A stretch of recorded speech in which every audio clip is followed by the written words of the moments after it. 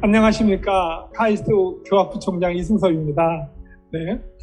오늘 저는 사실은 그 교학부총장 자격으로 온 건 아니고요.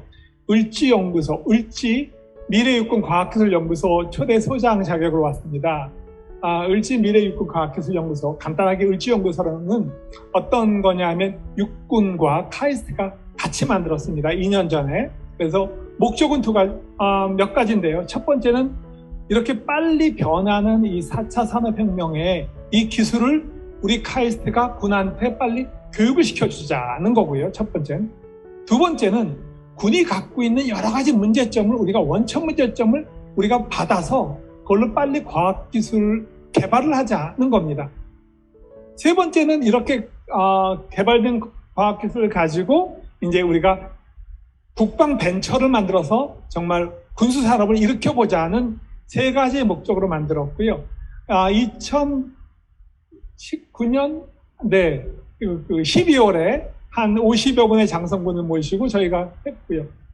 그런데 지금 원래는 사실 제가 발표자를 놨는데 지금 뭔가 커뮤니케이션이 안 된 것 같습니다. 그러면 아마 뭐 시간상으로 좀 빨리 말씀드릴 텐데, 자, 그러면 카이스트가 왜 그런 국방까지 생각하냐는 몇 가지 예를 들어보겠습니다. 여러분들 아마 주머니에 그 핸드폰이 다 있는데요. 핸드폰 안에 GPS가 있습니다. 보면 굉장히 뭐라 그럴까요? 운전하실 때도 GPS가 필요하죠. 그런데 요즘에는 그럼 GPS가 언제 나왔냐 하면요. 1957년에 소련이 인공위성을 쌓아 올렸습니다. 네, 인공위성을 쌓아 올렸는데 그걸 보고 미군이 생각한 거예요. 저게 있으면 군사작전이 필요하겠다. 자, GPS라는 거는요, 인공위성 3개만 됩니다. 하늘에 딸려있는 인공위성 3개면 내 위치를 알고 있습니다. 그러니까 미군이 남이 쏘아올린 인공위성을 보고 GPS라는 걸 생각한 거예요. 저희가 원하는 기술은 그런 기술입니다. 그러니까 남들이 생각하지 못하는 원천 기술입니다. 그런데 그런 원천 기술을 어떻게 할 수 있냐 하면 군에서 그런 원천적인 문제를 가장 잘 많이 갖고 계세요. 사실은. 한 예로 우스갯소리 하나 해드리겠습니다. 아니요, 괜찮습니다. 지금 아마 말로 다 하겠습니다. 우리 이제 신장군님이 제가 이제 교학부총장이 되면서 이 을지연구소 소장 자리를 신장군님께 넘겨드리고 저는 이제 부총장이 됐는데, 어느 날 우리 부총장님이랑 저랑 뜬금없이 바보 같은 얘기를 하기 시작했어요. 어떤 얘기냐면 신장군님이 저한테 그런 거예요. 원자폭탄 안 터지게 하는 기술 없습니까? 그 얘기 듣고 너무 황당했어요. 야, 원자폭탄을 만약에 북한이 우리한테 원자폭탄을 쐈는데 원자폭탄을 안 터지게 하는 기술이 있겠나? 너무 뜬금이 없었습니다. 하지만 글쎄요, 가능할까요? 그런데 가능하면 왜 그런 기술을 미국이나 러시아나 중국은 안 만들까요? 그러니까 생각해보니까 러시아나 미국은 만들 필요가 없어요. 왜냐하면 자기네들 원자폭탄이 있으니까. 야, 그러면 그런 기술을 생각할 수 있는 필요로 한 나라는 우리나라밖에 없겠구나. 명색이 제가 공대 교수인데 너무 뜬금없어서 가만히 생각하다가 며칠이 지났어요. 며칠 지나서 제가 잘 아는 원자력공학과 교수한테 물어봤어요. 야, 혹시 적군이 원자폭탄 던졌을 때 터지지 않게 하는 기술이 있겠냐? 그랬더니 저는 사실 그 교수님이 저보고 막 웃을 줄 알았어요. 그런데 그 교수님이 갑자기 심각하게 저를 보더니 글쎄요, 저는 생각 안 해봤는데 모르죠. 가능할 수도. 그러냐? 한 달 정도가 지났어요. 근데 그 교수님이 우연히 그 학교에서 다시 만났어요. 임 교수님, 어떻게 그거 옛날에 생각해봤어? 그랬더니 그분이 웃으시면서 저한테 그러시더라고요. 그렇지 않아도 카이스트의 원자력공학과 교수들 다 모아놓고 자기가 회의했다는 거예요. 야, 원자탄은 안 터지게 하는 기술이 있겠냐? 그랬더니 거기에 한 10대 분이 모이셨는데 웃으면서 야, 못할 것 없지 않겠냐? 자, 이게 될지 안 될지 몰라요. 그렇죠? 될지 안 될지 모르지만 이렇게 저희가 문제들을 알게 되면 대학교에서는 연구를 하게 됩니다. 참고로 이제 다른 더 현실화된 것 중에 하나가, 자, 사람이 달릴 때 이 땅에서 달리는 게 빠르겠습니까? 아니면 물속에서 달리는 게 빠르겠습니까? 당연히 땅에서 다른 게 빠르죠. 그런데 과거에 어느 누군가가 또 생각했던 것 같아요. 물속에서도 빨리 달릴 수 있는 방법이 없겠냐. 자, 그렇게 나온 게 초고속 어뢰입니다.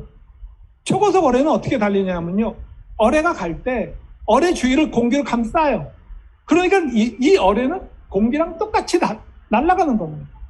자, 저희가 원하는 카이스트가 군을 위해서 해줄 수 있는 것은 물론 장성 교육도 시켜주고 영광 교육도 시켜주고 참고로 저희는 이제 안보융합 대학원도 만들 겁니다. 그래서 군과 함께 저희 과학기술을 군에 전폭적으로 다 지원해 드릴 건데 이렇게 군에서 저희한테 원천적인 문제를 주시면 그걸 풀도록 노력하겠습니다.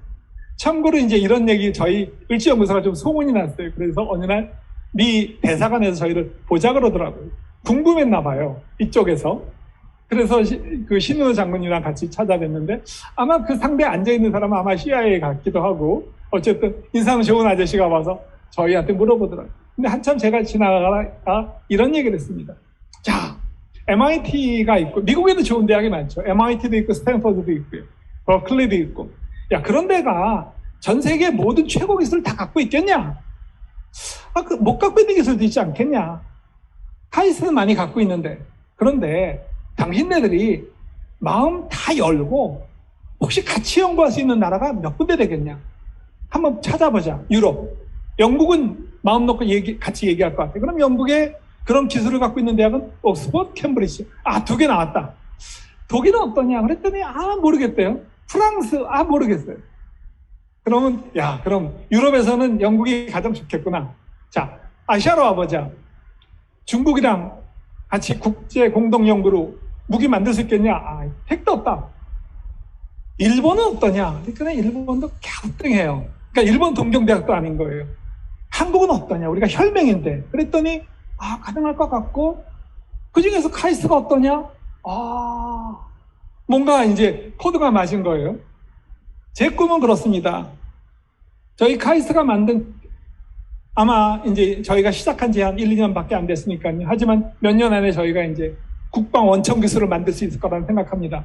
그리고 그 기술을 미군에다가 비싸게 팔아먹는 게 저희 을지연구소의 소원입니다. 네, 감사합니다. 저는 김성철 교수라고 합니다.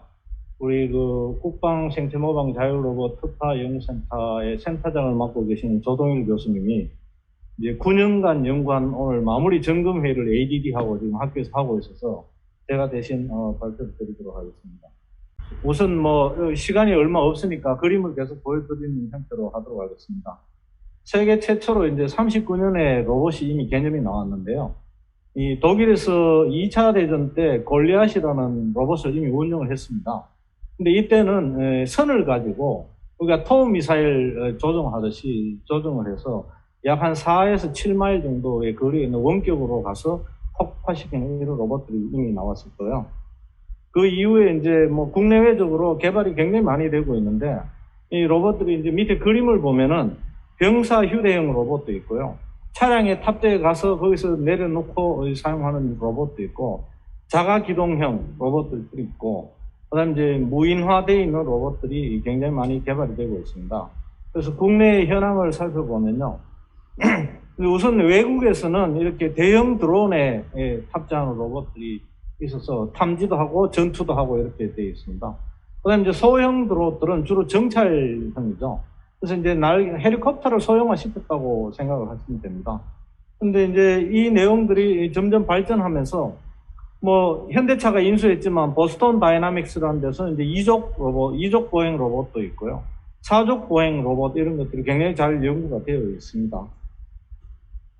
이제 또 다른 하나는 이제 생체 모방이라고 해서 새를 모방한 로봇들이 미국에서 이미 개발이 되어 있고 노르웨이에서는 이제 뱀장어를 흉내낸 이런 로봇들을 이용해서 실제 이 해저 탐사라든지 구조 이런 데 사용을 하고 있습니다.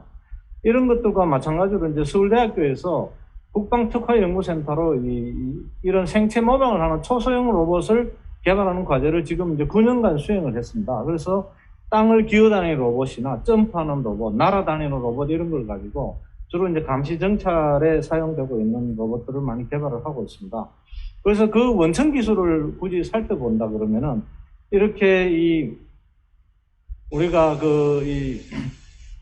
아주 곤충을 모방한 소금쟁이의 형태를 가지고 물 위를 걸어 다닐 수 있는 로봇들도 실제 만들고 있고요. 마찬가지로 이제 이 바퀴벌레를 흉내내는 이런 형태의 로봇들도 저희들이 이제 만들어서 이 테스트를 하고 있습니다. 마찬가지로 이제 딱정벌레 형태로 날아다니는 로봇들을 제작을 하고요.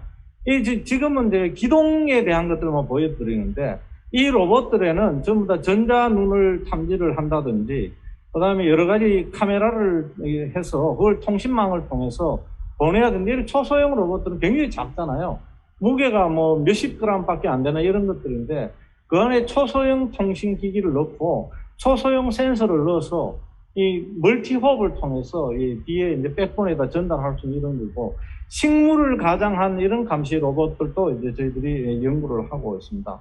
그래서 굳이 이제 정리를 한다 그러면은, 이미 이제 UAV라고 해서 고정익이라든지 쿼드코프터 같은 이 드론이라든지 이런 것들이 굉장히 잘 되어 있는데, 그 안에 센서들을 어떻게 넣을 것이냐, 이 센서 기술과 센서에서 센싱한 것을 어떻게 그 통신망을 통해서 뒤에 정보를 전달할 것이냐, 이게 초소형의 그 저전력 이런 통신 장비들이 이제 같이 탑재되는 이런 것들이고, 마찬가지로 쉽지 않은 일이지만 보스턴 다이내믹스를 인수할 때 미국에서 국방 기술은 한국에 못 가져간다라고 뭐 이렇게 못을 박아놨지만, 뭐 세상에 그런 게 있겠습니까? 접근을 하면은 또 다 알게 되고 뭐 이런 것들이니까, 마찬가지로 이제 우리가 초소형 원천 기술에 거기에 운영되는 통신 기술, 거기다 다양한 이 잠자리 눈을 모사한 이 시각 센서 이런 것들을 다 개발을 해내고, 전자코를 이용한 후각 센서 이런 것들이 다 개발이 되고 있습니다. 이런 것들을 잘 이제 원천 기술들이 개발되어 있으니까 이것들을 응용화를 시키면 아마 우리 국방 기술에 도움이 될 수 있다, 뭐 이런 정도고요. 다행스러운 거는 뭐 오늘의 전체적인 게, 현 정부의 4년 반 동안 굉장히 그 국방 기술이 약화가 되고 국방력이 쇠퇴가 되어 있다고 그러는데, 이런 국방 특화센터는 연구 기간이 9년입니다. 그래서 9년 동안 과거에 뿌려놓은 어떤 연구센터가 지금도 계속 잘 진행이 되고 있다. 그래서 이제 원래 저희 연구센터가 마무리가 되지만 아마 정권이 바뀌면 이제 포스트 연구센터가 될 수도 있고, 그래서 이런 긴 호흡에 국방 연구가 잘 진행이 되어서 굉장히 다양스럽다, 이런 생각을 하고 있습니다. 이렇게 짧게 저희 특화센터가 이런 연구를 하고 있고 아마 국방에 도움이 될 수 있다, 이런 걸 말씀드릴 수 있을 것 같습니다. 감사합니다. 신인호 장군님 발표 잘 들었습니다. 현역에 계실 때부터 저하고 이름 부자가 같아가지고 제가 굉장히 동질감을 많이 느꼈었습니다. 장군님의 발표, 그리고 그동안의 제가 뭐 방송하느라고 수집한 자료 모든 걸 봤을 때 지금 미군의 전략은 굉장히 바뀌고 있습니다. 특히 다영역 전투라는 새로운 개념을 도입해서 육해공 해병대 각 군간의 이 경계를 다 허물고 이제는 뭐 거의 크로스오버가 됐다라고 할 수 있을 정도로, 그리고 예를 들어서 해병대 같은 경우에 전차대대를 없애고 해병대가 네메시스라고 해서 해병대가 전차대대 대신 다른 타격 자산을 가지고 중국의 함대를 공격하는 이런 부대 구조로 바꾸는 등 굉장히 지금 변화가 큽니다. 따라서 한미연합작전을 해야 되는 우리 해병대가 또 앞으로 어떻게 또 생존해야 될 것인가, 그것도 사실은 고민해야 될 것 같아요. 결국 미국의 이런 다영역 작전이라는 새로운 전투 개념의 핵심은 센서와 슈터의 확장입니다. 센서가 굉장히 확대가 돼야 되고, 그 확대된 센서에 따라서 펀치력도 길어져야 되겠죠. 그러려면 혼자서는 안 되죠. 다 같이 협동으로 해야 됩니다. 예를 들면 지금 그 무인화 말씀 많이 하셨는데, 우리가 지금 F-35 최첨단 전투기 40대를 도입을 했는데, 우리 공군이, 제가 뭐 공군하고 요즘 그 관계가 크게 없다 보니까 앞으로 어떤 그 비전을 가지고 있는지 모르겠지만 퀀텀 5.0이라고 하는 이런 뭐 비전을 하고 있으니까 굉장히 미래지향적이긴 하겠습니다만은, 예를 들어서 미국은, 또는 미국이 아닌 다른 나라들도 대부분의 선진국들은 이 5세대 전투기, 스텔스 전투기와 함께 무인기를 연동해서 작전하는 이런 로열 윙맨 체계로 갑니다. 예를 들어서 F-35 하나가 발키리라고 하는 한 6대 정도의 무인기를 1000km 밖에 보내서 F-15 조종사는 발키리만 조종하는 거예요. 통제하는 거예요. F-35 조종사는 사람이니까 다치면 안 되죠. 적에게 포로가 되면 안 되죠. 그러나 발키리는 지금 이 미국에서 만들고 있는 게 폭탄, 전기유도 폭탄을 사용할 수 있음에도 불구하고 대당 200만 달러 지금 만들고 있어요. 어마어마한 혁신이죠. 그렇게 해서 그런 말키리를 1000km 밖에 보내서 전투를 하는 등 이런 쪽으로 발전하고 있어요. 그럼 우리 공군은 F-35를 도입하니까 우리는 어떻게 하냐? 그러면 우리는 저 말키리를 사냐? 아니면 우리도 만드냐? 만들었을 때 미국의 이해를 받을 수 있냐? 여러 가지 고민이 들어가야 되죠. 그리고 센서가 발전돼야 되니까 미국은 이제 군집 위성, 이제 군집 드론을 넘어서 군집 위성에 카펠라 스페이스에서 전 지구를 메쉬, 즉 이 위성으로 그냥 도배를 해버립니다. 그래서 실시간으로 어딘가에서 솟구치는 미사일로 하여 그 궤적 모든 걸 탐지해서 어디에서든지 전부 여겨갈 수 있는 이 미사일 방어 체계 구축하고 있고 여기에 일본이 같이 하고 있습니다. 과연 우리는 거기에 같이 하려는 의지라도 있었는지 그런 거 없이 과연 이런 4세대 전장에 대응을 할 수가 있는지 그런 걸 우리가 봐야 되겠고 또 예를 들어서 제가 아까 우리 이식 제동님 저한테 오셔가지고 해군을 왜 그렇게 싫어하시냐고 말씀을 해주시던데 제가 해군을 싫어하는 게 아니고 애정이 많다 보니까 안타까워서 그래요. 예를 들어서 경항모를 만드는데 경항모 목적이 뭐냐 이겁니다. 그래서 지금 아까 말씀드린 이런 다행력 전투 또는 센서 슈팅 확장 이런 거 하려면은 경항모에서 조기 경보를 띄워서 그 조기 경보기를 가지고 저기 쏘는 미사일, 핵미사일을 먼저 조기 경보하고 그걸 이지스함으로 보내주고 공군으로 보내주고 패트리어트 기지로도 보내주고 하는 그런 네트워크 작전에 들어가야 되는데 경항모가 조기 경보를 띄울 수 없습니다. 그러면 과연 우리 한국전 전장에 가장 필요한 북한의 핵미사일을 막아야 되는 이 상황에서 경항모가 과연 필요하냐? 그냥 물 들어오니까 놓쳤자 이건 혹시 아닌가라는 그런 그 의문을 제가 제기를 했던 것이죠. 그리고 오늘 이제 신 장군님께서 좋은 말씀 많이 해주셨는데 모든 것을 우리가 독자 개발을 할 수 있을까요? 아니죠. 아까 카이스트 교수님께서 정말 미래지향적인 희망적인 말씀을 해주셨어요.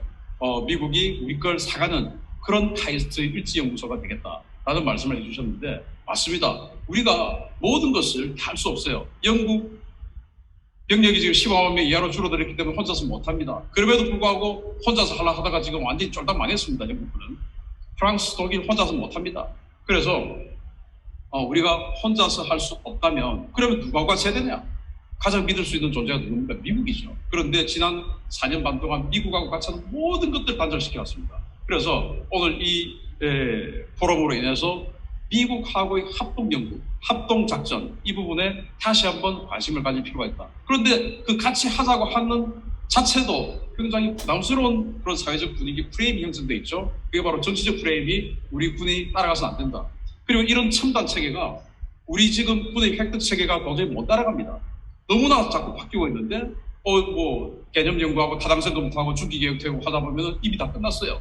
안 되죠. 그래서 저는 참모총장이 핸들링할 수 있는 전력 투자 예산을 상당 부분 확보하고 있어야 된다. 예를 들어서 저는 육군에서 그동안 작전하신 분이 잘 되다가 김영호 총장이라는 분이 하시면서 아미 타이거 4.0 지금도 하고 있잖아요. 그거 보니까 그런데 그게 지금 그 육군에서 아미 타이거 4.0을 먼저 할 때는 굉장히 혁신적이었는데 지금 벌써 한 3년 지나고 나니까 이것도 별거 아니에요 이제는.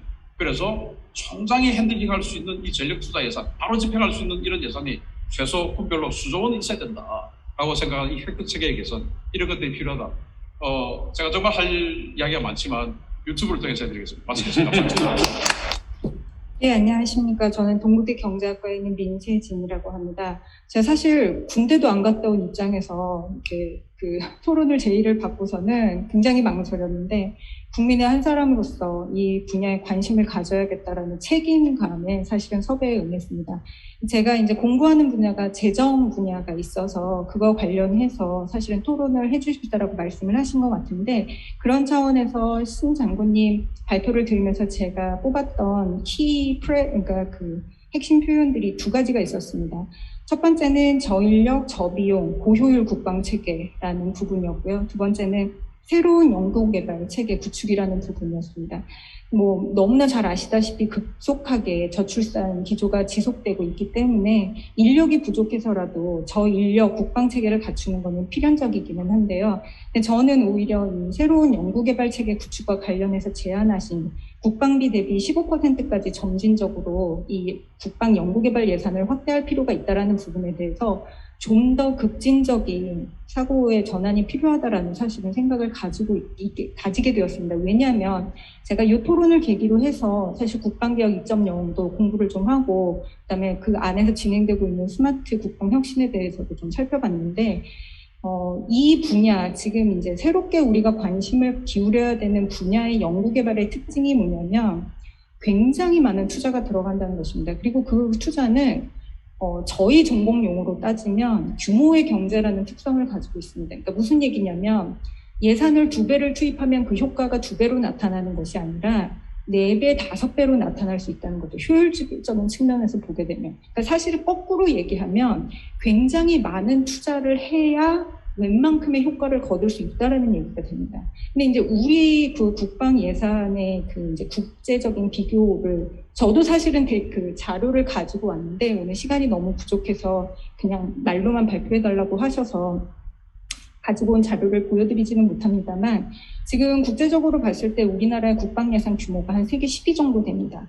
근데 이제 우리나라 국내 총생산, 그러니까 GDP 경제 규모가 12위 정도 되거든요. 12위 뭐 어느 기관의 계산 방법에 따라서는 13위 정도 되는데 그 경제 규모에 비해서, 그러니까 경제 규모 12위에 비해서 국방 예산 10위면은 나쁘지 않습니다. 나쁘지 않은데 문제는 뭐냐면 순위로 봤을 때 10위 정도 된다는 것이지 규모로 봤을 때는 뭐 너무 잘 아시겠지만 미국의 15분의 1도 안 되거든요. 중국으로 따져도 사실은 굉장히 적은 규모입니다. 근데 여기서는 비율이 중요한 게 아니라 절대 규모가 중요하다는 것이죠. 그러니까 예산이 얼마가 투입이 되느냐가 중요하지 그게 GDP의 몇 퍼센트고 국방 예산의 몇 퍼센트 하는 것이 사실상 중요하지 않은 시대가 됐습니다. 그렇다고 한다면 사실은 이 부분은 국방 예산의 15%까지 점진적 확대 이렇게 접근할 것이 아니라 우리가 목표하는 규모가 얼마다라고 하고 그것을 몇 년 안에 달성을 할 것인가라는 식으로 접근을 해야 되는 것이 아닌가. 그래야 우리가 달성할 수 있는 수준에 근접할 수 있는 것이 아닌가라는 생각을 제가 비전문가지만 그러니까 기술적 특성을 고려를 해봤을 때 그런 접근법에 좀 전환이 필요하지 않나라는 생각을 좀 해봤고요. 또 한 가지는 이제 제가 그냥 사실은 이제 예산 관련해서는 재정 분야 관련해서는 어디 가나 이게 재정이 감당이 되냐 너무 무모한 계획이다 이런 발언들을 주로 했습니다만 사실 국방 특히 연구개발 예산에 관련해서는 좀 더 정말 사실 이제 국방개혁 2.0을 보면서 제가 제일 안타까웠던 부분 중에 하나는 인건비가 너무 급속하게 늘어나고 있어서 이 연구개발에 대한 그 포션을 확보하기가 굉장히 어려운 구조라고 하는 게 제가 굉장히 좀 답답했습니다. 그래서 그 부분을 어떻게 전환해야 되는지가 상당히 고민이 됐고, 이제 또 한 가지는 그래서 이렇게 그 예산을 확보하고 접근을 해야 되는데, 걱정되는 부분은 기존의 그 몰두하던 연구 개발 분야, 그 다음에 실제로 물체로 만들어서 그러니까 무기로 개발하던 방산 업체 분야하고 사실은 굉장히 다른 분야의 연구 개발에 투자를 하고 지금 뭐 카이스 교수님, 서울대 교수님도 나오셨지만 기존과는 굉장히 다른 분야의 연구 개발 투자를 해야 되고 굉장히 다른 분야의 방산 업체를 키워야 된다는 것이죠. 근데 어디나 그렇지만 이런 패러다임 시프트가 발생을 할 때는 기존 업체들과의 갈등이 굉장히 심각하게 나타날 수밖에 없습니다. 그러니까 그런 부분의 갈등을 얼마나 여하히 조정을 하면서 요걸 진행을 할 수 있을지 그 부분이 굉장히 걱정이 되긴 합니다만 그렇기 때문에 조금 더 강력한 그립을 가지고 아까 리더십 강조하셨는데 정말 강력한 리더십을 바탕으로 해서 이 부분에 특히 연구개발 분야에 대한 투자를 획기적으로 늘릴 필요가 있다라는 생각을 과문하지만 이 자리에 초대를 해서 공부하는 김에 해봤습니다. 감사합니다. 제가 그래서 사회를 봤으니까 정리해서 한 말씀 드리고 한 1분간만 온라인으로 된 한 분 받고 있습니다. 지금까지 다 정리해보면 굉장히 많은 이야기가 나왔습니다. 이런 이야기입니다. 잘 아시겠지만 미국은 우리가 지금 하고 있는 국방개혁 2.0을 2001년도쯤부터 시작했습니다. 럼즈펠드 국방장관 때 시작했고 미국은 그걸 가지고 이라크 전쟁을 성공했죠. 네트 센트럴 워크 잘 아시지 않습니까? 그러는데 우리는 그걸 카피해서 지금 국방개혁 2.0을 하고 있는 겁니다. 그게 그래서 이명박 전 대통령 때부터 계속 하고 있는 거죠. 정부 때부터. 근데 미국은 그걸 하다가 보니까 4차 산업혁명이 발생을 했는데 중국과 러시아가 하는 게 로봇하고 뭐 무인 체계로 가고 있는 거예요. 그래서 2009년도에 폐기를 합니다. 공식 폐기를 합니다. 그리고 미국이 국방개혁 디펜스 트랜스포메이션이 이게 없어져요. 어디를 찾아봐도 안 나옵니다. 2018년도에 미국이 갑자기 여러 가지 발표를 막 합니다. 아까 신인호 장군이 발표한 그런 내용들이 막 나옵니다. 미 육군 미래사령부가 2018년도에 12명으로 창설해가지고 2019년도에 24,000명이 돼요. IOC FOC를 해가지고 정식으로 출범을 시킵니다. 학교는 텍사스 오스틴 대학 안에 사령부가 있어요. 저는 그걸 보고 야, 미국 군대, 미국 사람들보다 미국 군대라는 걸 존경하게 됐습니다. 12명짜리 부대를 어떻게 1년만 24,000명으로 아무리 다른 부대를 연결해서 한다더라도 할 수 있을까? 이 부대가 관리하고 있는 프로젝트가 4,500개예요. 4,500개 프로젝트를 다 과제를 하고 예산을 집행을 하고 있어요. 4,500개를 무인화하고 등등에 다 쓰고 있는 겁니다. 미국은 한 9년 정도 가까이 고민해서 지금 이제 미국이 하고 있는 새로운 국방 혁신을 하고 있는 것입니다.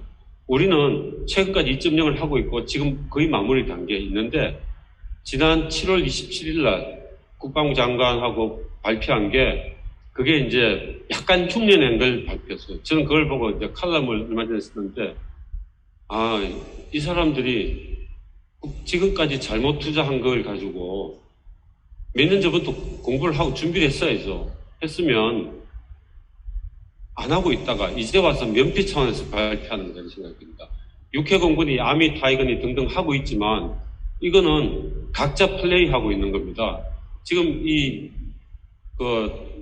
다영역 전쟁, 5차원 전쟁, 그 다음에 모자이크 전, 이런 것들 있지 않습니까? 그거 하려면 AI, 딥러닝 이런 게 다 돼야 되는데 아까 발표가 그랬지 않습니까? 신 장군 말씀이 이번에 연합훈련 한 것도 바로 데이터 다 삭제한다는 거 아닙니까? 데이터 쌓이지 않는데 AI는 어떻게 가능합니까? 딥러닝이 가능하겠습니까? 우리는 이게 시스템 설계 전체가 안 돼 있거든요. 아까 서울대학 교수님, 김성재 교수님이 기술적으로 우리가 상당 부분들 분야 있죠. 근데 이걸 우리가 연결할 수가 없어요. 기반이 안 돼 있으면은 지금 이 새로운 전쟁은 우리가 할 수가 없습니다. 그래서 국가 리더십으로 국방부가 해가지고 이 전체를 설계를 자세히 하지 않으면 불가능합니다. 엄청난 돈을 들여도 안 됩니다. 예, 그리고 지금 우리 연구개발인이 방위사업 시스템은 그걸 할 수 없는 구조로 되어 있습니다. 오로지 투명성, ROC 하나도 못 바꾸는 그런 상황이지 않습니까? 이거 가지고는 못합니다. 그래서 미국이 이 방위사업 하는 시스템을 완전히 다 바꿨어요. 옛날 하던 걸 다 버렸어요. 근데 우리는 지금 하지도 못하거든요. 오로지 하나, 신속 시범 획득 사업, 그거 한 개만 하고 있는데 그것도 엉터리로 하고 있거든요. 그래서 이제 이 하는 거는 앞으로 완전히 우리 군을 뜯어고치지 않으면 안 됩니다. 아까 신장군의 내용도 나와 있지만 지금은 보병 군대가 10명이잖아요. 앞으로는 사람 2명, 로봇 6개 이렇게 됩니다. 그러면 페바에 사람은 둘밖에 없는 거예요. 나머지 뒤에 있고 순간순간 바뀌는 전투 상황과 이 주변 여건을 데이터를 빨리 습득해서 아까 생체 로봇 이런 걸 보내가지고 습득해서 그걸 데이터화해서 딥러닝 시켜서 빨리 이 무인 전투장 시스템에 넣어야 되는 거예요. 그건 누가 작업해야 돼요. 이거 완전 인력 재배치가 일어나고 새로운 교육을 해야 되고 군수 지원도 완전히 바꾸는 겁니다. 그래서 이제 우리가 할 일은 재창군을 수준을 하지 않으면 안 되고 그렇게 하기 위해서는 엄청난 각오를 해야 되고요. 이해관계가 엄청 많습니다. 우리가 협파하지 않으면 불가능합니다. 우리는 전쟁에 질 뿐만 아니고 국가를 잃어버리고 나라를 잃습니다. 우리를 지킬 수가 없습니다. 그래서 우리 주변국은 다 강대국이기 때문에 지금 우리한테 주어진 임무는 너무나 막중하고 이거는 운명을 두고 해야 되는 겁니다. 그런 차원에서 오늘 세미나를 마치고요. 마지막으로 온라인에 한 분만 초대해서 하겠습니다. 어떤 분 나와 계십니까? 예, 임문균 장군님 연결해 주십시오. 저는 육군 포병학교장 임문균 장군입니다. 마지막 시간에 쫓겨서 제가 발표하면 이 시간 늦어진 걸 제가 다 덤탱이 쓰는 것 같아서 좀 부담스럽기는 하지만 드릴 말씀이 2가지가 있습니다. 주제 발표하신 신 장군님이 전투발전부장 하실 때 저는 육군 포병학교장으로 해서 같이 추진했던 업무이기 때문에 오늘 발표하신 내용을 전반적으로 공감을 합니다. 다만 이제 시간 없기 때문에 두 가지만 코멘트만 하겠습니다. 첫 번째 이제 큰 그림을 그리셨는데 그러면 이 그림을 어떻게 구현을 할 것이냐 하는 이제 문제입니다. 우리가 간과해서는 안 되는 부분이 그럼 연구소나 아니면 뭐 학교기관이도 좋죠. 그리고 업체에서 뭐 이러한 방향으로 우리 뭐 강군 건설을 하기 위해서 무기 체계를 개발해라 이렇게 이야기만 하면 또 이거는 그렇게 뭐 효과적인 방향으로 가지는 않을 것 같습니다. 제가 생각이. 그래서 그러면 이런 것들을 국가 전략과 국가 목표 차원에서 만들기 위해서 또 이런 그 과학기술 강군을 만들기 위해서 어떤 여건을 만들어 줘야 될 것인가 하는 문제도 여기 나와 계신 모든 분들의 몫인 것 같고요. 제가 이제 학교장으로서 경험했던 그런 부분인데 아까 일부에서도 발표하셨지만 2017년 8월 7일 날 철원에서 우리가 그 자랑하는 K9 자주포가 폭발을 했습니다. 왜 폭발을 했냐? 여건을 안 만들어줬기 때문에 폭발을 한 거죠. 자, K9을 만들어서 비비탄을 쏘도록 되어 있는데 비비탄에 대한 포구 초속을 우리가 사격을 할 수 있는 사격장이 없기 때문에 얻지를 못해서 정확도가 떨어집니다. 그래서 그 포구 초속을 측정하기 위해서 직접 조준 사격을 하다가 사고가 난 거거든요. 그러면 그런 훈련장은 과거에도 없었지만 9.19 군사합의 이후에 그러한 훈련장은 더더욱이 없어졌을 것이고 그런 훈련은 하지도 못할 겁니다. 그런 여건을 안 만들어주면 아무리 좋은 무기체계를 만들어도 효과가 없겠죠.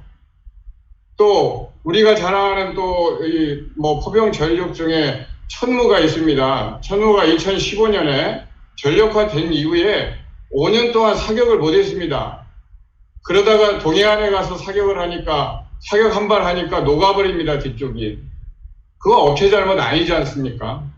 사격을 한 번도 안 해봤는데 사격할 수 있는 훈련장, 사격장을 제공을 안 해줬는데 그러한 부분들을 우리가 정책적으로 보장을 해주지 않으면 우리 오늘 제시하신 그러한 이제 과학기술 강군으로 가기 위해서 뭐 초정밀 장사정포라든지 아니면 미술이라든지 이런 부분들을 전력화시키기 위해서 개발하고 뭐 AI 이렇게 할 건데 그런 부분들이 어떤 여건까지도 우리가 고려를 해줘야 되겠다라는 말씀을 드리고요.